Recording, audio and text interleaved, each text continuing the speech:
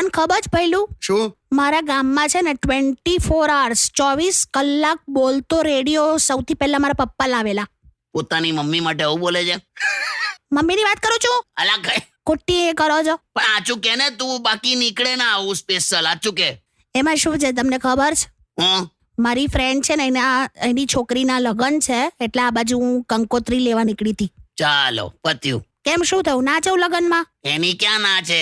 તો પછી કેમ આવું રિએક્શન આપ્યું? શું થયું કાકા? બે કઈ નહીં, આ કંકોત્રી બોલી. આમાં શું છે, તકલીફ શું છે ખબર છે? શું થયું? આ કંકોત્રી લે એનો કંકોત્રી પર જે પેલું ભગવાનનું સ્ટીકર આવે ને, હા, એ આ કંકોત્રીમાંથી ઉખાડીને ફ્રીજ ઉપર ચોંટાડે છે.